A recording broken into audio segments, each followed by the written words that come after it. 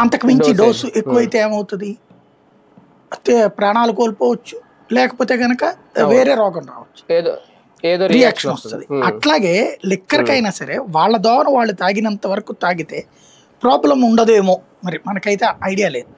కానీ ఎప్పుడైతే అవును. ఇట్లాగా ఓవర్ అవుతున్నదో దాని ఇంపాక్ట్ ఏమవుతున్నది, ఆ తర్వాత సైడ్ ఎఫెక్ట్స్ని వాళ్ళు కంట్రోల్ చేయలేకపోతున్నారు. దాన్ని అవును. ఇప్పటికి కూడా ఐడెంటిఫై చేయట్లేదు. ప్రభుత్వాలేమో లిక్కర్ తాగిస్తే 4 రూపాయలు వస్తాయి అంటే ఈజీ ఎర్నింగ్ మనీ ప్రభుత్వాలకి.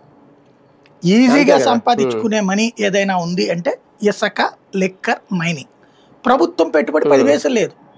వాడు వ్యాపారం చేసుకుంటాడు, వ్యాపారం చేసుకోవడానికి మనకి డబ్బులు ఇస్తాడు. వాడెవడో సరుకు తయారు చేసుకుంటాడు మద్యం, వాడు మనకేదో డబ్బులు ఇస్తాడు. పైగా పన్ను రూపంలో ప్రజలు డబ్బులు కడతారు. 3 రకాల డబ్బులు హ్యాండ్ క్యాష్ వస్తుంది మందరే. అవును. ఇసుక ఏమో మనోళ్ళు తింటారు, పోనీ అది వదిలేద్దాం. ఉట్టి లిక్కరే చూస్తే అంత సంపాదన వస్తున్నప్పుడు ప్రభుత్వాలు ఈ డబ్బులను వదులుకోవడానికి ఇష్టపడకపోగా పెంచుకుంటూ పోతున్నాయి.